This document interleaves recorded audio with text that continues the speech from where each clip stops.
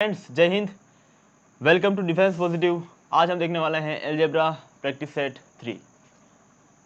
देखो, ये सोल्व करने का हमारा एक मकसद है, ठीक है। वो ये है कि सीडीएस और एसएससी का क्या लेवल आता है। बेसिकली मेन फोकस जो है वो सीडीएस पे ही है, ठीक है। ये जो मैंने बेसिकली पीवाईक्यूज लिया है ना, जो सीडीएस की है, ठीक है। एसएससी का तो काफ़ी लो लेवल आता है इससे, समझ रहे हैं। तो देखो, इसका मेन जो एम है हमारा ये चीज़ सोल्व करने का, वो ये है कि अलजेब्रा पे बेस्ड जो भी टाइप्स हैं, मोटे मोटे तौर पर जो पूछा जाता है ना सीडीएस में, वो कैसे पूछा जाता है और उनको सोल्व कैसे करना है, ठीक है। और क्या क्या मेथड्स हैं, क्या क्या फॉर्मूलेज हैं जो यूज़ होते हैं। और यकीन मानिए, आप अगर देखेंगे ना पेपर उठा के, तो वही के वही फॉर्मूले, वही के वही रूल आपको हमेशा रिपीट होंगे। बस नंबर्स चेंज हो जाते हैं, ओके। बाकी चीज़ें सेम रहती है। बात समझ आ रही है।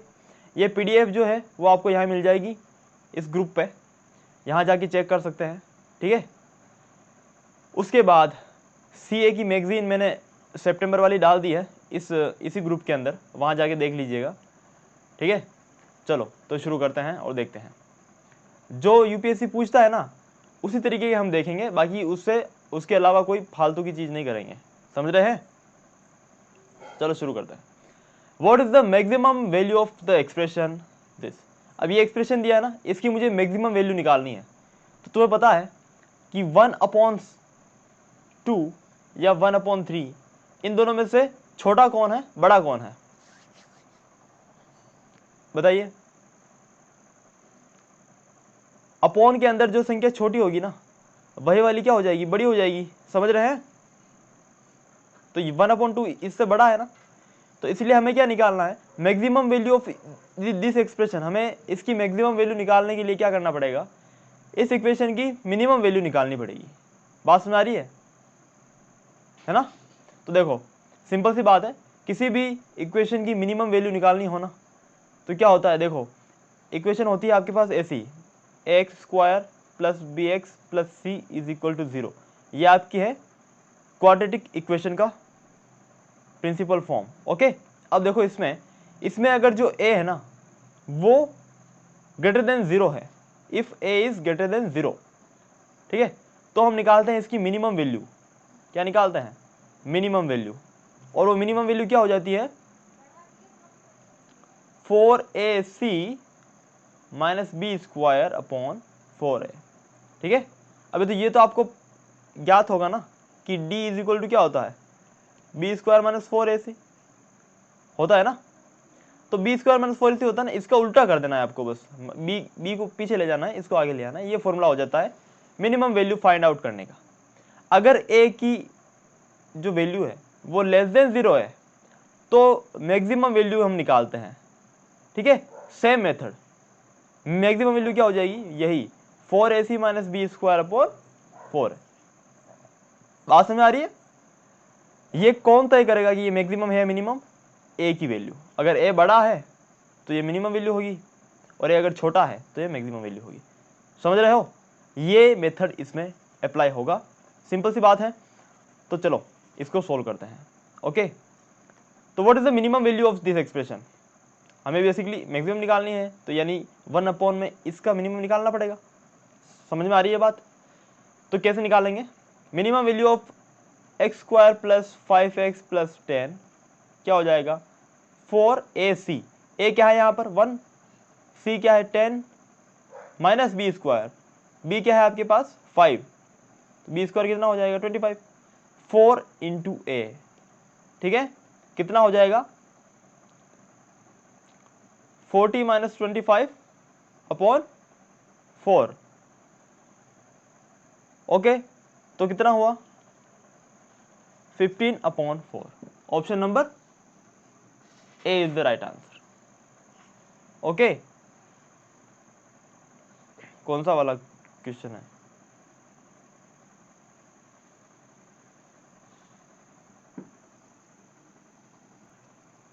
बात समझ आई। Option number A is the right answer, क्या लगता है। अबे यार, हमने इसकी मिनिमम वैल्यू निकाली है ना, ठीक है। किसकी, सिर्फ इस इक्वेशन की निकाली है, तो इसकी मैक्सिमम वैल्यू क्या हो जाएगी, इस हमें तो इसकी मैक्सिमम वैल्यू निकालनी है ना, तो क्या हो जाएगी 1 upon minimum value of this expression, कितना हुई 15/4, तो कितना हो जाएगा 4/15, समझे। तो ऑप्शन नंबर ये नहीं होगा, ये होगा, ठीक है। बीच में सवाल सोल्व करते करते क्या कर रहे हैं वो नहीं भूल जाना है, ओके। चलो चलते हैं आगे। Question number 3, let P and Q where P is greater than Q be the roots of the equation x square plus bx plus c is equal to 0 where c is greater than 0 if p square plus q square minus 11pq is equal to 0 then what is the value of p minus q। हमें find out करनी है p minus q की value, ठीक है। हमें एक चीज दिया है p square plus q square minus 11pq is equal to 0, ठीक है। तो क्या करेंगे, निकालनी है वैल्यू हमें p माइनस क्यू की। तो p माइनस क्यू क्या होता है, p माइनस क्यू क्या होगा, p माइनस क्यू का होल स्क्वायर क्या होता है, p square plus Q square minus 2pq, ये होता है। अब क्या होगा, p square plus Q square की वैल्यू क्या है, इधर से देखें तो ये उधर जाएगा 11, तो ये हो जाएगा 11pq माइनस 2pq, तो कितना हुआ 9pq, ओके। अब pq की वैल्यू क्या है, देखो इस इक्वेशन में pq क्या है, बेसिकली रूट्स है ना, तो मल्टीप्लिकेशन ऑफ रूट क्या होता है, मल्टीप्लिकेशन ऑफ रूट बराबर क्या होता है माइनस c/a, ये होता है ना, क्या c/a होता है, बताओ c/a होता है, ठीक है। देखो सम ऑफ द रूट्स बराबर क्या होता है b/a, रिमेंबर, ठीक है, ये वेरी वेरी इंपॉर्टेंट फॉर्मूलाज हैं।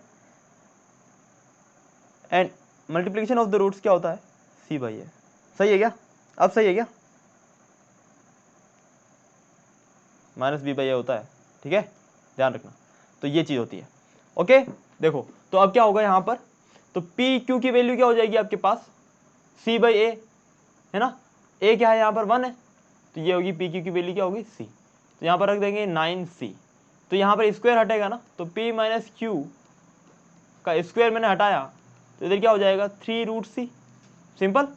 Option number A is the right answer, ठीक है। ये दो फॉर्मूला याद रखना, sum of the roots minus b/a and product of the roots c/a। चलते हैं आगे।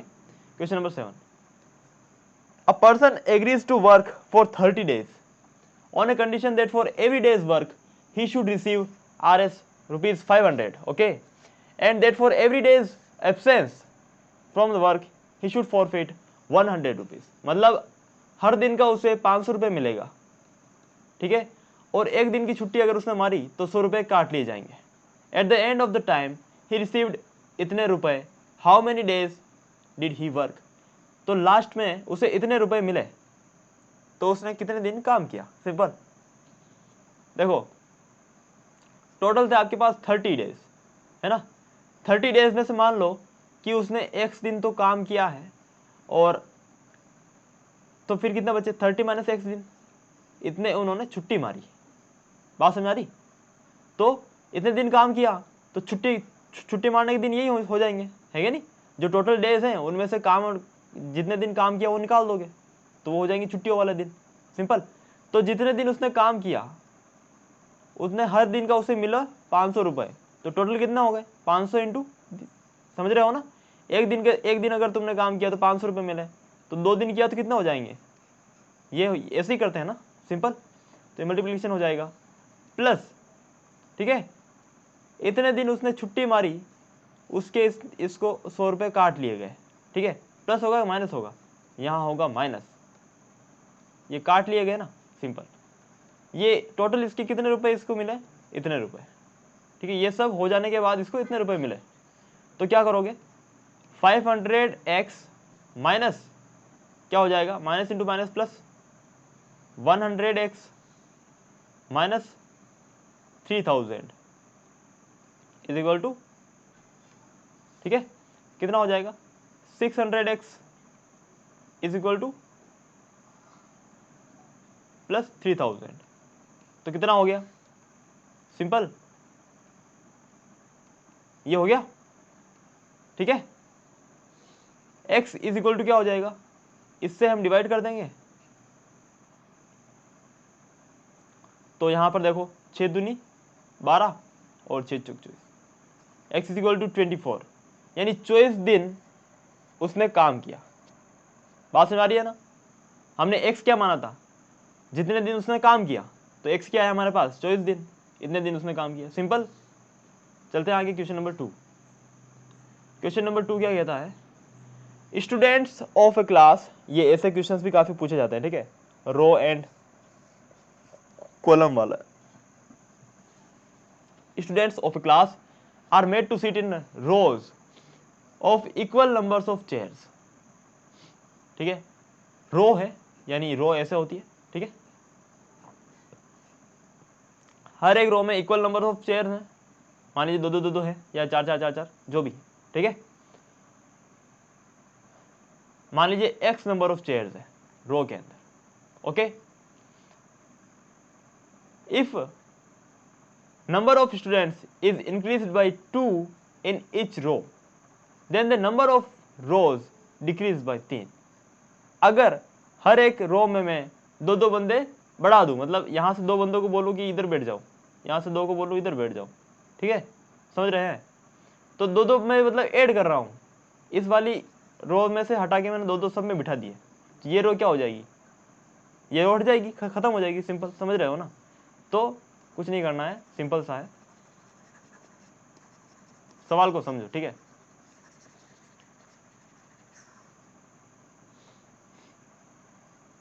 तो रो क्या होती है, इंक्रीज डिक्रीज हो जाती है बाय 3, यानी 3 से डिक्रीज हो जाती है रो, ठीक है।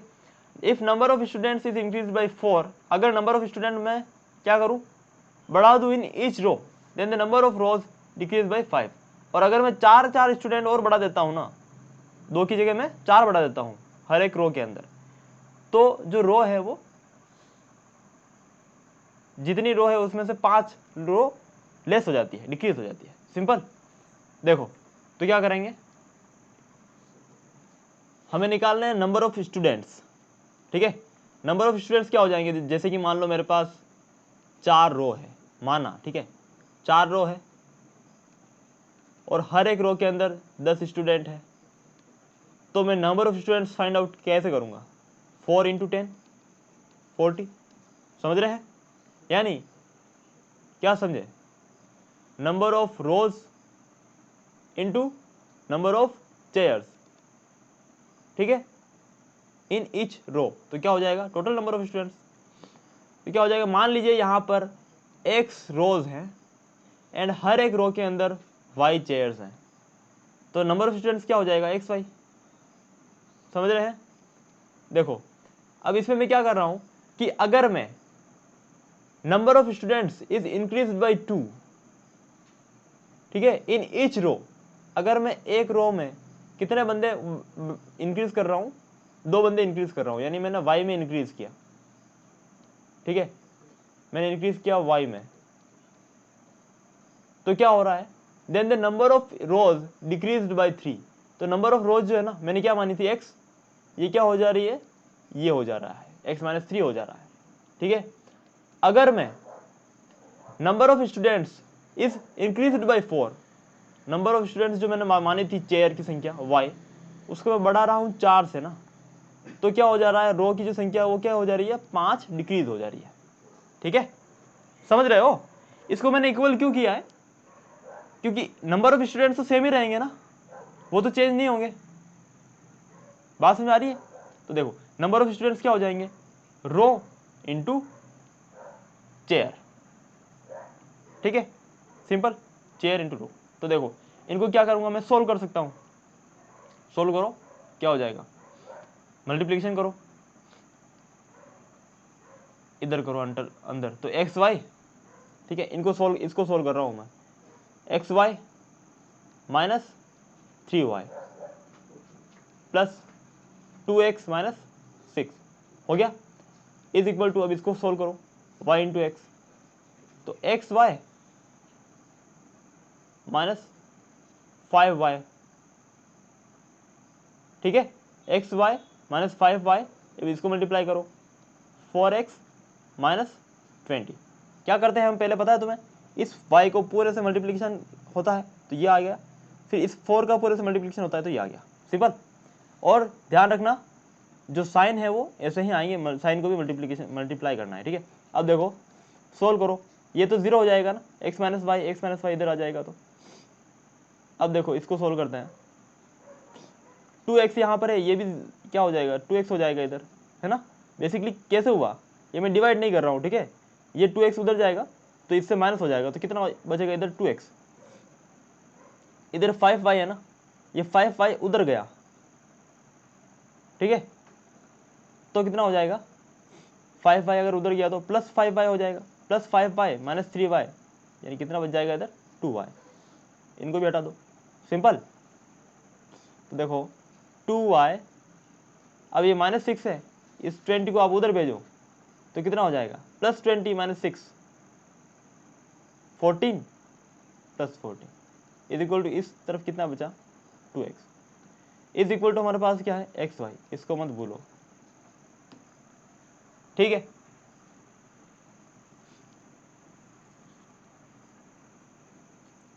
अब क्या हो जाएगा,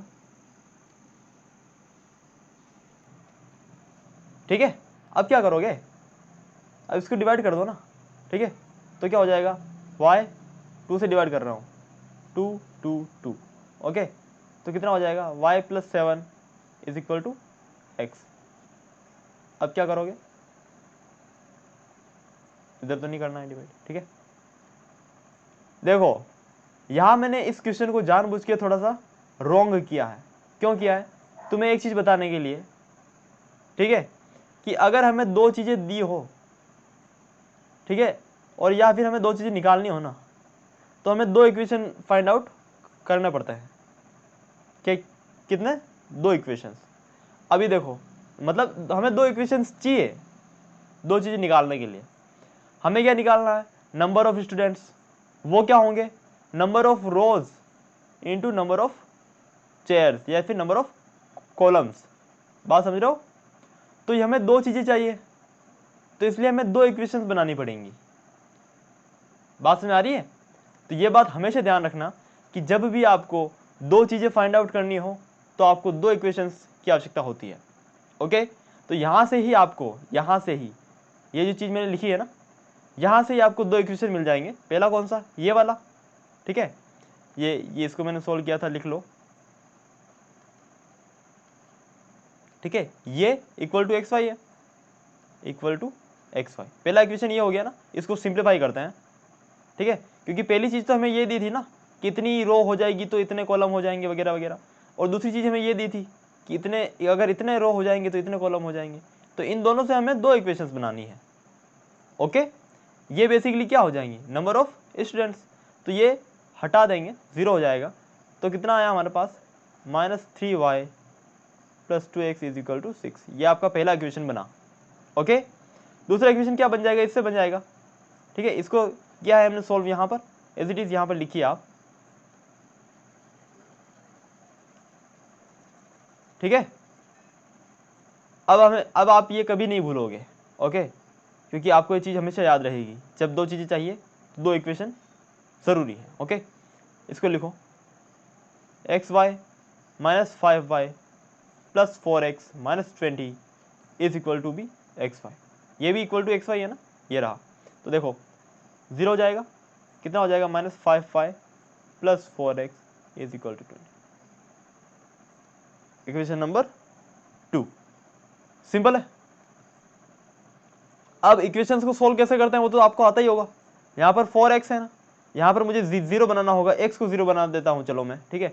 तो यहाँ पर मैं क्या करूँगा, 2 का मल्टीप्लिकेशन करूँगा पूरी इक्वेशन में, तो क्या हो जाएगा -6y plus 4x is equal to 12, ये बनी थर्ड इक्वेशन। ये मैंने क्यों किया ऐसा इसलिए किया कि मुझे 4x चाहिए थे दोनों जगह, ताकि मैं माइनस कर सकूँ, ठीक है। अब क्या करूँगा, मैं इन दोनों इक्वेशंस को माइनस कर दूंगा सिंपली, ये तो आपको आता ही होगा यार इतना तो -6y plus 4x is equal to 12, दोनों को माइनस किया तो नीचे वाले का चेंज जो साइन है वो चेंज होता है, ठीक है। माइनस का हो जाएगा प्लस, प्लस का हो जाएगा माइनस, प्लस का हो जाएगा माइनस, सिर्फ नीचे वाले का साइन चेंज हुआ है, ठीक है। जब मैं इक्वेशंस को माइनस करता हूँ तो नीचे वाली इक्वेशन का साइन जो है वो चेंज हो जाएगा। तो ये हो गया चेंज, समझ रहे हो। अब ये इसका साइन नहीं है, -6 के आगे जो साइन है वो प्लस है अब, ओके। अब क्या हो जाएगा, ये इनको क्या कर देंगे, ऐड कर देंगे ना। तो 6y माइनस 5y कितना हुआ, 1y। ये तो 0 ही हो गया, 4x minus 4x is equal to 20 minus 12 कितना हुआ, 20 माइनस 12 कितना हुआ, 8 हुआ ना, सिंपल। अब y की वैल्यू आप पुट करेंगे किधर, इधर पुट कर दो, ठीक है। तो 4x यहाँ पर y की वैल्यू रखी है आपने, कितनी हो गई 40। तो क्या हो जाएगा 20 प्लस 40, ये उधर चला जाएगा ना। तो x इज इक्वल टू क्या हो गया 60। तो इसका डिवाइड कर दो सिंपल, तो 15 हो गया, ठीक है। तो x की वैल्यू आई, y की वैल्यू आई, तो नंबर ऑफ स्टूडेंट्स क्या हो जाएंगे एक्स वाई, यानी 15 into 8 120। Simple, option number D is the right answer. Okay, बात समझ आई, सिंपल सी चीज थी, ठीक है, कुछ भी नहीं करना था। देखो वक्त लगेगा, लेकिन एक बार अगर चीज तुम्हें आ गई ना समझ में, दोबारा नहीं भूलोगे, ओके, ये मेरा प्रॉमिस है। ये वाला क्वेश्चन शानदार है, देखो the sum and difference of two expressions are this and this, ठीक है। दो एक्सप्रेशंस है, ठीक है, उनका सम ये है एंड डिफरेंस ये है respectively. The HCF of the two expressions will be what. तो उनका एचसीएफ क्या होगा, बात समझ आ रही है। मतलब मान लो कि ये कोई संख्याएं हैं, ठीक है, मान लो कि 20 और 40 है, ठीक है। तो उनका सम जो है ना वो ये है, और इनका जो माइनस है, ठीक है, इनका जो डिफरेंस है वो कितना है, ये है ना। तो आपको निकालना है कि इन दोनों संख्याओं का जो एचसीएफ होगा वो क्या होगा। बात समझ आ रही है, ये कहना चाहता है क्वेश्चन। यहाँ पर संख्या न देकर इसने क्या दिया है, सिंपल एक्सप्रेशन दिया है। तो बोला है कि sum of difference, sum and differences. तो सम कितना है, मान लो कि वो दो संख्याएं जिनका हम, वो दो एक्सप्रेशंस जिनका हमें एचसीएफ निकालना है वो ये है a प्लस बी। तो a प्लस बी कितना दिया है आपको, ये दिया है ना, रखो। और सम डिफरेंस ऑफ एक्सप्रेशन कितना दिया है आपको, x square plus 9x minus 10 दिया है ना। सिंप्लीफाई करो, कोई दिक्कत नहीं है, प्लस कर दो, इनको जोड़ दो, इक्वेशंस को जोड़ा तो कोई भी चिन्ह जो चेंज नहीं होता है, ठीक है। सिंपली यहाँ पर मैंने कर दिया क्योंकि यहाँ पर 0 हो जाएगा, ये हो जाएगा 2a। हर एक चीज़ लिखनी नहीं है आपको, ठीक है, ये माइंड में करो। कितना हो जाएगा 5x square plus x square 6x square, ये करो तो कितना हो जाएगा 8x, ये करो कितना होगा 14, ठीक है। तो a इज इक्वल टू क्या हो जाएगा, 2 से सारे डिवाइड हो जाएंगे ना, तो 3x square plus 4x minus 7, ये हुआ हमारा फर्स्ट एक्सप्रेशन, ठीक है। अब क्या करना है आपको बताइए, आपको फाइंड आउट करना है दूसरा एक्सप्रेशन, है ना, यानी b। तो क्या करोगे, कुछ भी नहीं करना है, माइनस कर दो अब इस बार। तो ये हो जाएगा माइनस, ये हो जाएगा प्लस, ये हो जाएगा माइनस माइनस प्लस। तो क्या हो जाएगा a वाला, a minus a 0, b plus b 2b is equal to कितना हो जाएगा 4x स्क्वायर माइनस 10x और यहाँ पर प्लस 6, ठीक है, 10 माइनस 4 6। क्या कर दोगे तो b क्या आ जाएगा आपके पास, 2 से डिवाइड हो जाएगा, 2x स्क्वायर माइनस 5x, ठीक है। ये 2 से सब तरफ डिवाइड कर रहा हूँ मैं, ठीक है। ये 2 बेसिकली मैं इसके नीचे भेज के डिवाइड कर दे रहा हूँ। तो ये हो जाएगा प्लस कितना हो जाएगा 3। ये एक्सप्रेशन हमारे पास आ गए।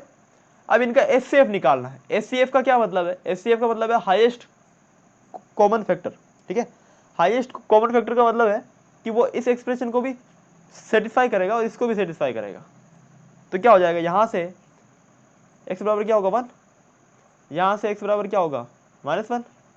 कैसे, x plus one is equal to zero रखेंगे ना तो माइनस वन आएगा। ऐसे ही सबके साथ करेंगे, इसको इज इक्वल टू जीरो रखेंगे तो क्या आएगा, s is equal to minus seven by three और एक्स इज इक्वल टू इसमें क्या आ जाएगा 3/2। तो ये सब वैल्यू पुट करके देखो एक्स की, दोनों इक्वेशन सेटिस्फाई होनी चाहिए, मतलब कि दोनों में जीरो आ जाना चाहिए। इक्वेशन सेटिस्फाई होती कब है, कब होती है, जब एक्स की वैल्यू पुट करने पर जीरो आ जाए। ठीक है, तो यहाँ पर एक्स की वैल्यू सबसे पहले मैं 1 रखता हूँ ना, तो इसमें मैंने 1 रखा तो ये हो जाएगा 3 + 4 कितना हुआ 7, 7 - 7 0, सेटिस्फाई हो रही है एक्स की वैल्यू 1 रखने पर, ए तो हो रहा है। ठीक है, बी में देखो 1 रखा तो ये हो गया 2 - 5, 2 - 5 कितना हो जाएगा -3 + 3 0, ये भी सेटिस्फाई हो रहा है। तो एचसीएफ क्या हो गया, ऑप्शन नंबर बी। सिंपल, कोई दिक्कत नहीं होनी चाहिए। देखो क्वेश्चन नंबर 6, इफ के is this okay x - y + 2z where the value of x जो है ना वो -2 से बड़ी है और 1 से छोटी है। ओके, y की जो वैल्यू है -1 से बड़ी है, 2 से छोटी है ना, और जो z की वैल्यू है वो 3 से बड़ी है और 6 से छोटी है, मतलब 3 और 6 के बीच में है। ओके, ये दिया है हमें, हमें क्या निकालना है, which of the following is correct. तो जो k की मिनिमम वैल्यू और मैक्सिमम वैल्यू क्या हो जाएगी वो हमें फाइंड आउट करना है। ओके, कैसे निकालोगे k की मिनिमम और मैक्सिमम वैल्यू, यही निकालना है ना। तो देखो कोई दिक्कत नहीं है, इस एक्सप्रेशन को यहाँ पर लिखो, तुम ना लिखो तो भी चलेगा, माइंड में सोल्व करो तो अच्छी बात है। ठीक है, प्रैक्टिस करो माइंड में सोल्व करने की, जो इजी जो चीज़ें होती है ना वो माइंड में सोल्व करने का प्रैक्टिस करो। देखो क्या हो जाएगा, k की मिनिमम वैल्यू निकालने के लिए यानी इस तरफ क्या आना चाहिए, ठीक है, और k की मैक्सिमम वैल्यू निकालने के लिए यानी इस तरफ क्या आना चाहिए, ये दोनों हम कैसे करेंगे। देखो x की क्या रखोगे आप, मिनिमम वैल्यू या maximum value, minimum value, simple सी चीज है, तो कितनी हो जाएगी -2। यहाँ पर y की मिनिमम वैल्यू रखोगे या मैक्सिमम रखोगे, ध्यान से देखो y के आगे क्या है, माइनस है, और मुझे k की मिनिमम वैल्यू निकालनी है, तो k का मिनिमम निकालने के लिए मुझे y को माइनस में ही रखना उचित होगा, समझ रहे हो ना। तो y की वैल्यू माइनस कब रहेगी कि y की नॉर्मल वैल्यू तो मतलब मिनिमम वैल्यू -1 है, लेकिन अगर मैं -1 यहाँ पर रखूंगा ना, ठीक है, तो क्या हो जाएगा, -1 यहाँ रखता हूं तो क्या हो जाएगा बताओ, -1 रखूंगा तो यहाँ पर -1 यानी +1 हो जाएगा, समझ रहे हो, समझ रहे हो। तो इसलिए यहाँ पर जब माइनस दिया है तो मैं y की वैल्यू जो पॉजिटिव है ना वो रखूंगा इधर, पॉजिटिव वैल्यू क्या है y की 2, ठीक है, मैक्सिमम वैल्यू, तो यहाँ पर मैं रखूंगा 2, ध्यान रखना इस बात का। ओके, क्यों किया मैंने ऐसा ये तुम्हें बता दिया है। अब z की वैल्यू यहाँ पर क्योंकि प्लस है तो z की जो माइनस वाली वैल्यू होगी वही यहाँ पर मेरे को रखनी चाहिए, z की माइनस वाली वैल्यू है नहीं है तो छोटी वैल्यू कौन सी है 3 है, रख दो 3, सिंपल, तभी मुझे k का मिनिमम मिलेगा, कितना हुआ 6 - 4 2, जो k की मिनिमम वैल्यू है वो हो गई 2, यानी ऑप्शन नंबर सी और डी इन दोनों में से ही कोई एक आपका आंसर होगा। ठीक है, अब क्या होगा वो तो हम देखते हैं। अब k की जो मैक्सिमम वैल्यू है यानी इस तरफ कौन सा आएगा वो निकालने के लिए x की वैल्यू जो पॉजिटिव होगी बड़ी से बड़ी क्या है 1 रखो यहाँ पर, माइनस, अब y की वैल्यू माइनस वाली रखो यहाँ पर -1, ताकि ये प्लस हो जाएगा, क्योंकि हमें क्या चाहिए मैक्सिमम वैल्यू चाहिए ना, तो प्लस वाली चाहिए, सिंपल। तो z कितना हो जाएगा, मैक्सिमम रखो 6, ये रखा, कितना हुआ 2 + 12 14, तो k की जो मैक्सिमम वैल्यू होनी चाहिए 14, तो option number C is the right answer, minimum value of k is 2 and maximum is 14। Okay, ये बात ध्यान में रखना, ऐसा नहीं करना है कि k की मिनिमम वैल्यू के लिए x की मिनिमम वैल्यू ये, y की ये, आगे वाली सब पुट कर दो और निकाल लो। ठीक है, दिमाग लगाना है कि y के आगे माइनस है, अगर मैं y की माइनस वाली वैल्यू पुट करूंगा ना तो ये प्लस हो जाएगा, सिंपल, प्लस नहीं करना है हमें, माइनस में ही चलना है क्योंकि हमें मिनिमम वैल्यू निकालनी है, सिंपल। देखो यार ये क्वेश्चन, इसको कैसे करोगे आप, कुछ नहीं करना है इसमें, तो देखो √x - 1 का होल स्क्वायर, ठीक है, इसका मतलब सिंपल होता है mod ऑफ x - 1, ठीक है, ये होता है इसका मतलब। बात समझ आ रही है? यानी आप सोच रहे होंगे कि अगर मैं ये स्क्वायर हटाऊंगा तो ये रूट हट जाएगा सिंपल, और ये x - 1 हो जाना चाहिए। समझ रहे हैं ना आप? ऐसे सोच रहे होंगे ना कि यहाँ पर x² लगाए क्यों, इसका तो ये मतलब ही नहीं बनता, तो फिर तो ये कैंसिल हो जाएगा और y की वैल्यू 1 आ जाएगी, है ना? तो फिर तो सवाल बनाई क्यों? तो ऐसा नहीं होता यार। देखो, ऐसा अगर लिखा है ना तो वो आप ऐसे लिख सकते हैं, मोड ऑफ x - 1। मोड का मतलब क्या है कि मोड के अंदर आने वाली हर एक चीज़ क्या हो जाती है, पॉजिटिव हो जाती है। समझ रहे हो? अंदर कुछ भी आएगा उसका वैल्यू क्या हो जाएगा, positive.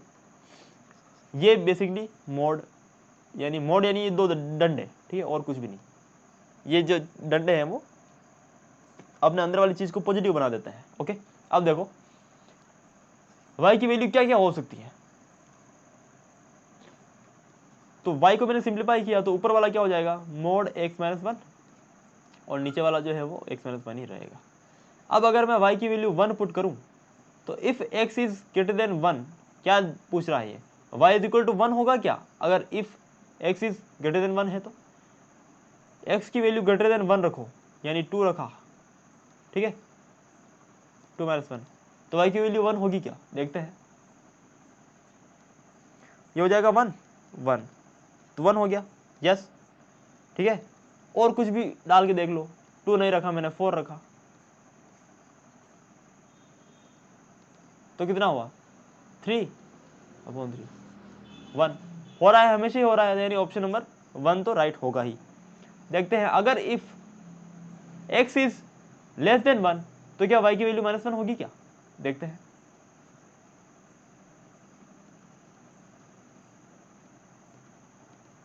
x is less than 1, तो यहां पर अब की बार में x की वैल्यू क्या रख सकता हूं, -2 रख दो, ठीक है। तो क्या y की वैल्यू क्या हो जाएगी, यहां पर क्या हो जाएगा, -3, लेकिन ये मोड में होगा तो ये हो जाएगा +3, सिंपल। और ये क्या हो जाएगा, ये तो -3 ही रहेगा ना, तो डिवाइड हो जाएगा, क्या आएगा, -1 आ रहा है ना, -1 y इज इक्वल टू -1 आ रहा है, x की वैल्यू x से छोटी रखने पर, ये दोनों ही सेटिस्फाई हो रहे हैं। अब तीसरा क्या बोल रहा है, y exist for all values of x, हर एक वैल्यू के लिए y अवेलेबल होगा क्या। ये बोल रहा है कि यहां पर मैं अगर कुछ भी वैल्यू डालूं, है ना, 0 1 2 3 4 5 x की कुछ भी वैल्यू डालूं तो y का मान हमेशा आएगा क्या। देखो यहां पर अगर मैं 1 डाल देता हूं ना, x की वैल्यू क्या डाल देता हूं, 1, तो क्या हो जाएगा, 1 - 1 0। एंड कोई भी संख्या के अपोज नीचे अगर 0 है, ये जो स्थिति होती है ये अनडिफाइंड है, ठीक है, इन्फिनिटी। समझ रहे हो? यानी इस x इज इक्वल टू 1 पर y की कोई भी वैल्यू नहीं होगी, यानी ये जो है वो गलत है, 1 and 2 only, option number C is right, ठीक है। चलते हैं आगे। 2016 CDS का ये PYQ है, सारे ही PYQ ही थे, ओके। तो ये तो बिल्कुल सिंपल ही है, ठीक है। क्या करना है आपको, if the roots of the equation are in the ratio P/Q, यानी जो रूट्स है ना इस इक्वेशन के, अल्फा बीटा मान लो इसके रूट्स हैं, तो अल्फा/बीटा इज इक्वल टू क्या दिया है, P/Q दिया है, ओके, सिंपल सी बात है। तो देखो क्या ही करना है कि इसकी वैल्यू फाइंड आउट करनी है आपको, ठीक है। अभी देखो multiplication of the roots alpha beta बराबर क्या हो जाएगा, C/A, यहां पर आपका C क्या है, M, और A क्या है, L, तो अल्फा बीटा बराबर क्या हो गया, M/L, ठीक है। And sum of the equation, sum of the roots क्या होता है, -B/A, यानी -M/L, ठीक है। ये चीज़ तो पहले ही निकाल लो, ये निकाल लिया, ओके। अब क्या करना है आपको, सिंपल सी चीज़ है, ये निकालनी है, तो √P/Q, √P/Q यानी P/Q क्या है, अल्फा/बीटा है ना, अल्फा/बीटा प्लस √Q/P क्या है, बीटा/अल्फा, सिंपल सी बात है, प्लस M/L, √M/L, M/L क्या है, अल्फा/बीटा है, ठीक है। लेकिन अभी इसको आप ऐसे ही रहने दो, √ML को ऐसे ही रहने दीजिए, ओके। क्या करेंगे, इनको सोल्व करेंगे तो क्या हो जाएगा, √अल्फा/बीटा, ठीक है। अभी सोल्व कैसे कर रहा हूँ मैं, देखना सिंपल है ना। तो मैं यहाँ बता देता हूँ साइड में। Under root alpha by beta से क्या मतलब है, under root alpha by under root beta, ये तो मतलब है। ठीक है, under root beta by alpha से क्या मतलब है, under root beta by under root alpha. Okay, तो अब जब इन दोनों को मैं ऐड कर रहा हूँ ना, यानी ऐसे मैं ऐड कर रहा हूँ, ठीक है, तो क्या हो जाएगा, मल्टीप्लिकेशन होगा नीचे, तो यह हो जाएगा अंडर रूट अल्फा बीटा, है ना। और यहाँ पर क्या हो जाएगा, ये इधर मल्टीप्लिकेशन होगा तो ये हो जाएगा अल्फा प्लस बीटा, ये चीज़ तो आती है ना तुम्हें, ये हो गया plus m by l, under root m by l. अभी देखो अल्फा प्लस बीटा क्या है आपके पास, माइनस एम बाई एल, तो रखो minus m by l upon under root alpha beta. Alpha beta क्या है आपके पास, एम बाई एल, तो अंडर रूट अल्फा बीटा क्या हो जाएगा, under root m by l, simple, plus under root m by l. Okay, अभी simple सी चीज क्या, सिंपल सी चीज क्या है, सिंपल सी चीज ये है minus m by l. Minus m by l को कैसे लिख सकते हो आप, under root m by l into under root m by l. पता है ना तुम्हें कि root two into root two बराबर क्या हो जाएगा 2, तो एम बाई एल को मैंने ऐसे लिख दिया upon under root m by l plus m by l. ठीक है, अब देखो ये से ये डिवाइड हो जाएगा, माइनस एम बाई एल और minus root m by l plus root m by l कितना हो जाएगा, 0 हो जाएगा, यानी option number A is the answer. Okay, वहां पर आपको फास्ट करना है सॉल्व, ठीक है, और ये प्रैक्टिस के साथ ही होगा। ये सारी चीजें है ना, ये आपकी 1 मिनट में आप लिख के सोल्व कर दोगे, लिखने की स्पीड फास्ट होनी चाहिए, जो कि आपको एसएसबी में भी हेल्प करेगी बाद में। ठीक है, तो वो तो आपको करना ही है।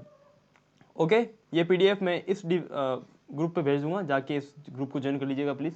और ये आपका इंस्टाग्राम हैंडल है हमारा, यहाँ पर आप जाके फॉलो कर सकते हैं। Okay, for the current affairs, और करंट अफेयर्स का हम यहाँ भी देखेंगे, है ना, मंथली या फिर वीकली। ओके, बाय, जय हिंद। क्योंकि सीडीएस जो है पास्ट 3 मंथ्स के ही सीए पूछता है, इसीलिए हम 3 मंथ्स पर ही फोकस करेंगे, ठीक है, 4 मंथ्स पे कर लेंगे। ओके, इसलिए अभी मैं इतना इन पर ध्यान नहीं दे रहा हूँ। ओके, चलो चलते हैं, बाय, जय हिंद।